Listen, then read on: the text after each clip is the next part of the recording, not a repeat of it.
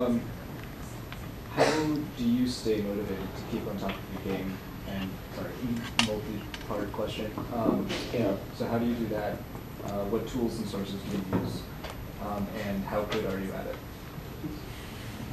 How good am I using tools and sources, or how good am I at staying motivated? Okay.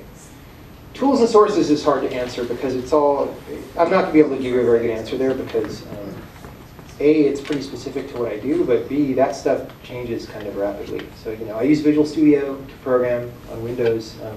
The reason I program on Windows is because debugging on all Unix operating systems is worse enough that you pay a constant tax for trying to program there, because it's just harder to visualize what your program is doing. And I can barely get games done on Windows. So I want to switch to Linux, for example, because it's an ideologically better operating system. But in practice, the community making that operating system happen does not seem to value enough productivity of development, which is crazy because if they increase their own ability to get things done, they'd be able to get their own operating system done, but whatever. Anyway, so keeping motivated is interesting. So I actually used to be very demotivated very often. So I mentioned before that I actually dropped out of this university. I was pretty close to graduating. I needed to be here like one more semester. But I was so demotivated to keep going to school that I couldn't make myself do it. I just had to leave, right? So it wasn't just lack of motivation as in like stopping. It was like also associated with some kind of depression, right? And I don't think that this is an uncommon thing. I think computers, as we often use them, very often make people kind of depressed. And I don't think that's too surprising, but it's also not very well understood why, right? And so I think if you're going to be a serious programmer, you need to, if that happens to you, which it happens to many people, then you need to observe exactly what's happening and learn to recognize it, because at first you might not even, people just react to stuff, right? You can drop back a step and say, oh, I see what's happening here. It's just this mood happening, right, that I've had before. Maybe that means I'm still going to do what it's telling me to do, which is stop working on what I want, but I'm at least observing it, right? Observing it is the first step. And then for me, that kind of thing got a lot better when I found what I really wanted to do. Because what I discovered was, I thought all through school and then early jobs that I would do and stuff, I did a lot of contracting. After that first company that I had went out of business, I did a bunch of contracting and stuff. And I would always be really excited to get there and work on a new project. And then after a couple of weeks or a couple of months, it would start getting old, and then I'd just not really be able to do anything. And they're paying me to do stuff, and I'm not doing it. And I don't like how that feels, but I'm still not doing it, right? And human psychology is complicated and weird, right? But what my interpretation these days of what was going on was just that, I have some subconscious mechanism that really wants me to be working on the most important things that I could work on. And if I ever wasn't, then it would just stop supporting that activity, right? There's some part of me that, even though I thought I wanted to be there, like, oh, I'm making plenty of money, it's cool to work on this game or whatever, part of me really thought it wasn't that cool, right? And took away support for that activity. So once I started doing my own stuff and did it in such a way that I was not afraid of commercial constraints or whatever, like you could imagine starting your own company, but then because you're so worried about making the company go, you build things you don't really want to build because you think that that's what you can sell or whatever. But I didn't do that. I made exactly what I want to make in the way I wanted to make it on the time scale that I needed to make that happen. And ever since I started doing that, I don't generally have motivational problems. It's completely, depression kinds of things are completely gone. Just that like, I'm in a boat and the wind has stopped and I'm just sitting here is gone, right?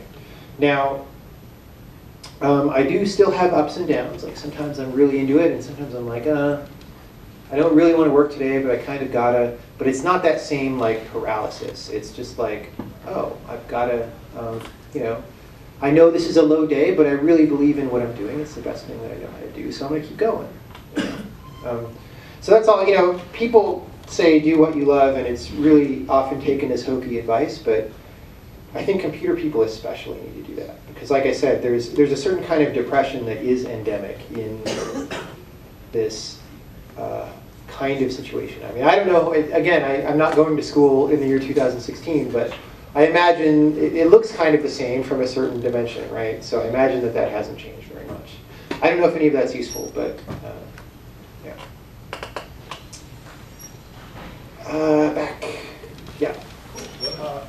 On the topic of productivity, what are your thoughts on books like Design Patterns by Daniel Ford? Do you think that's valuable or harmful for engineers just trying to get things done?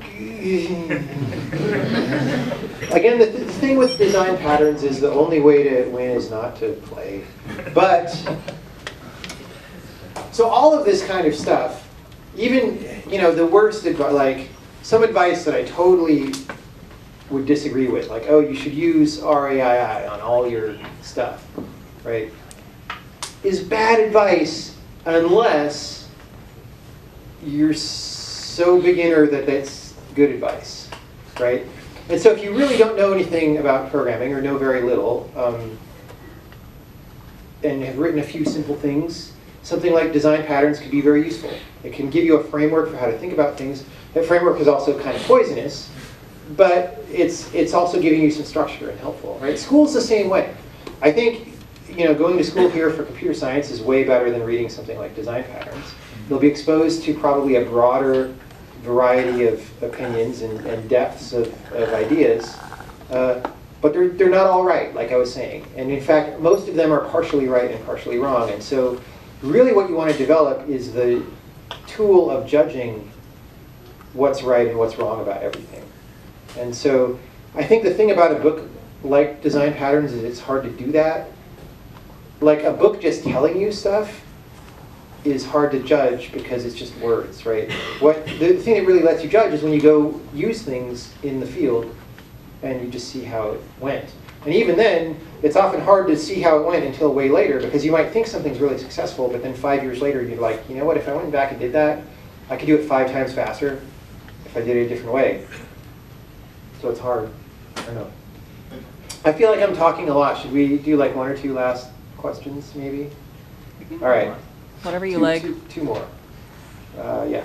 How do you balance your desire to do things right and well against getting things actually done? So I go way toward the doing things right end of that spectrum. Like I just took frickin' 7 years to make one video game. It's a very complicated game, but I wanted to do it right, and I didn't want to rush it out and stuff. And I'm very happy with having done that.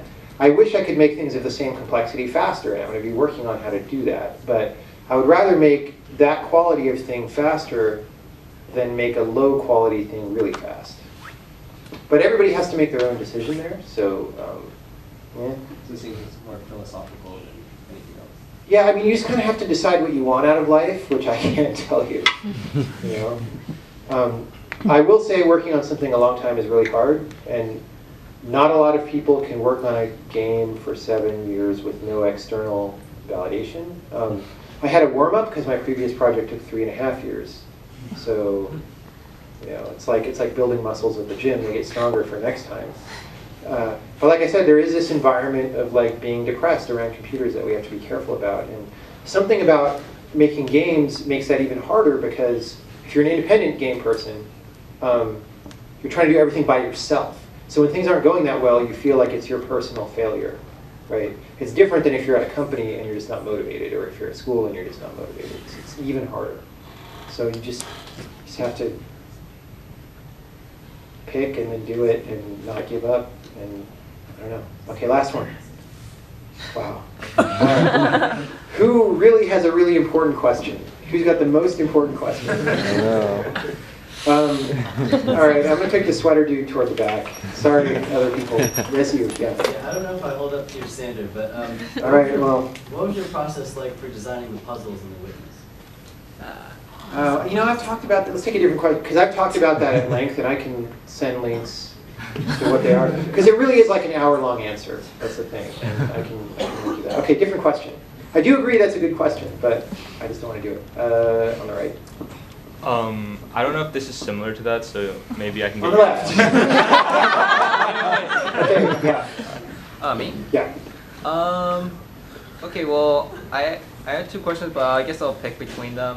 One was about Jai, but I guess maybe people can just read about it on your GitHub or something. So I guess what's your personal opinion of like the creative people you work with, like David Hellman on Braid and your team on Witness?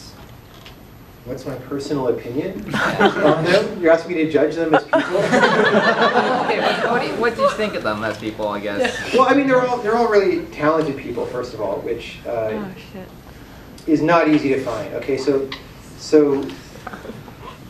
this is another one of those slightly politically incorrect things to say, given the audience. But I'm also on an investment fund where we invest in games, and often what happens is you'll have a group of friends come out of a school and they want to make a game because they work together well on projects or something. And usually there's like one or two people in that group who are like the important people, and everybody else is kind of dragging it down. Because everybody wants to be friends with their friends, or wants to keep the band together or something. And in reality, maybe those other people are perfectly good, whether they're technical or artists or whatever, but maybe they should be doing something besides a game or whatever. But we've just seen this pattern over and over again, where some people are the real people on the team, and then the other people are kind of hanging on, right?